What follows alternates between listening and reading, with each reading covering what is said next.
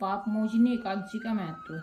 अर्जुन ने भगवान श्री कृष्ण से कहा कि हे मधुसूदन, आपने फागुन मास के शुक्ल पक्ष की एकादशी अर्थात आमल की एकादशी के बारे में विस्तार पूर्वक बतलाया है। चैत्र माह के कृष्ण पक्ष में आने वाली एकादशी का क्या नाम है तथा उसकी विधि क्या है? कृपा करके आप मेरी बढ़ती हुई जिज्ञासा को शांत कीजिए। भगवान श्री कृष्ण ने कहा कि हे अर्जुन, चैत्र मास के कृष्ण पक्ष की एकादशी को पाप मोचनी एकादशी के नाम से जाना जाता है। एक बार की बात है, पृथ्वीपति राजा मानधाता ने लोमश ऋषि से यही प्रश्न किया था जो तुमने मुझसे किया है। अतः जो कुछ भी ऋषि लोमश ने राजा मानधाता को बतलाया वही मैं तुमसे कह रहा हूँ। राजा मानधाता ने धर्म के गुह्यतम रहस्यों के ज्ञाता महर्षि लोमश से पूछा कि हे ऋषि श्रेष्ठ, मनुष्य के पापों का मोचन किस प्रकार संभव है? कृपा कर कोई ऐसा सरल उपाय बताएं जिससे सभी को सहज ही पापों से छुटकारा मिल जाए। पाप मोचनी एकादशी व्रत कथा।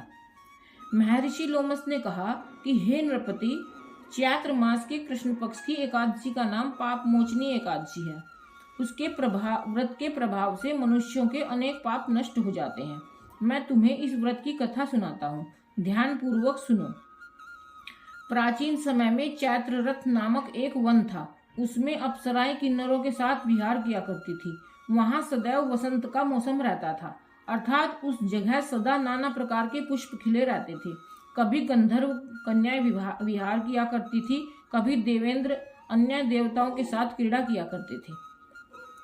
उसी वन में मेधावी नाम के एक ऋषि भी तपस्या में लीन रहते थे।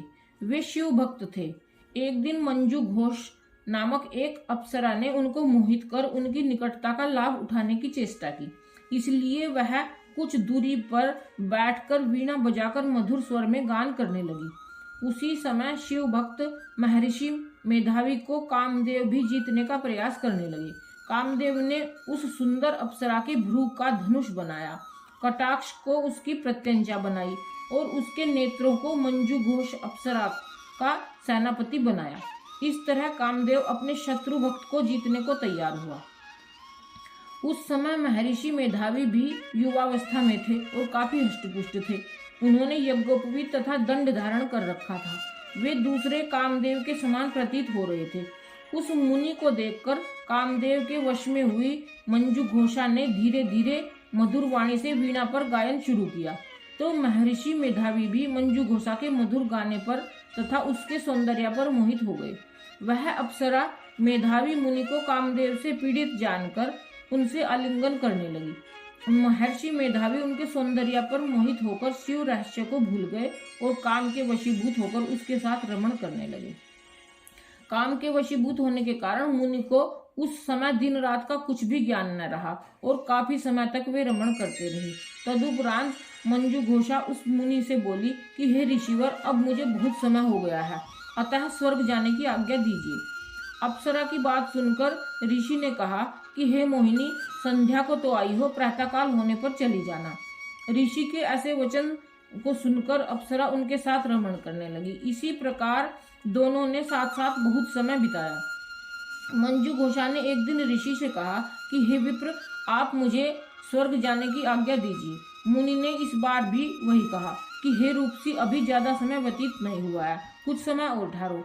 मुनि की बात सुन अप्सरा ने कहा कि हे ऋषिवर, आपकी रात तो बहुत लंबी है। आप स्वयं ही सोचिए कि आपके पास आए कितना समय हो गया है।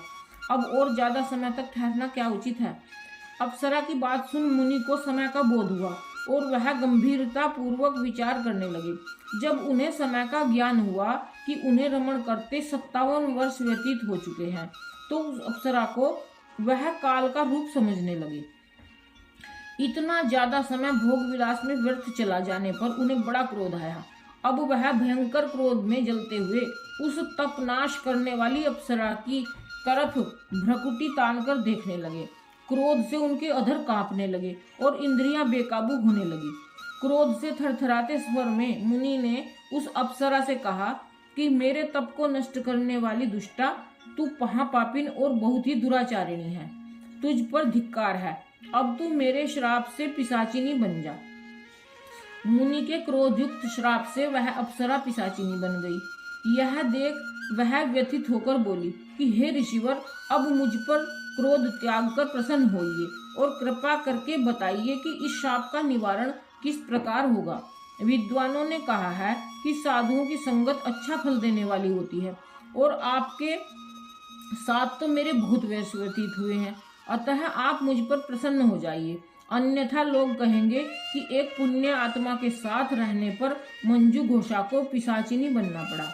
मंजू घोषा की बात सुनकर मुनि को अपने क्रोध पर अत्यंत ग्लानि हुई और साथ ही अपनी अपकीर्ति का भय भी हुआ। अतः पिशाचिनी बनी मंजू घोषा ने से मुनि ने कहा कि तूने मेरा बड़ा बुरा किया है, किंतु फिर भी मैं तुम्हें इस श्राप से मुक्ति का उपाय बतलाता हूँ कि चैत्र मास के कृष्ण पक्ष की जो एकादशी है उसका नाम पाप मोचिनी है। उस एकादशी का उपवास करने से तेरी पिशाचिनी की देह से मुक्ति हो जाएगी। ऐसा कहकर मुनि ने उसको व्रत का सब विधान समझाया। फिर उस अपने पापों का प्रायश्चित करने के लिए वे अपने पिता च्यवन ऋषि के पास गए। च्यवन ऋषि ने अपने मेधावी को देखकर कहा कि हे पुत्र, ऐसा क्या किया है तूने कि तेरे सभी तप नष्ट हो गए हैं, जिससे तुम्हारा समस्त तेज मलिन हो गया है। मेधावी मुनि ने लज्जा से अपना सिर झुकाकर कहा कि पिताजी, मैंने एक अप्सरा से रमण करके बहुत बड़ा पाप किया है। इसी पाप के कारण संभवतः मेरा सारा तेज और मेरे तप नष्ट हो गए हैं। कृपा करके आप इस पाप से छूटने का उपाय बतलाइए। ऋषि ने कहा कि हे पुत्र, तुम चैत्र माह के कृष्ण पक्ष की पाप मोचिनी एकादशी का विधि तथा भक्ति पूर्वक उपवास करो, इससे तुम्हारे सभी पाप नष्ट हो जाएंगे। अपने पिता च्यवन ऋषि के वचनों को सुनकर मेधावी मुनि ने पाप मोचिनी एकादशी का विधि पूर्वक व्रत किया। उसके प्रभाव से उनके सभी पाप नष्ट हो गए। मंजू घोषा अप्सरा भी पाप मोचनी एकादशी का उपवास करने से पिशाचिनी की देह से छूट गई और पुनः अपना सुंदर रूप धारण कर स्वर्गलोक को चली गई।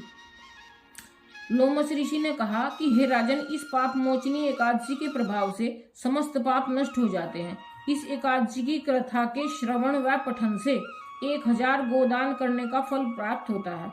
इस उपवास के करने से ब्रह्म हत्या करने वाले, स्वर्ण चुराने वाले, मद्यपान करने वाले, अगम्य गमन करने वाले आदि भयंकर पाप भी नष्ट हो जाते हैं और अंत में स्वर्गलोक की प्राप्ति होती है।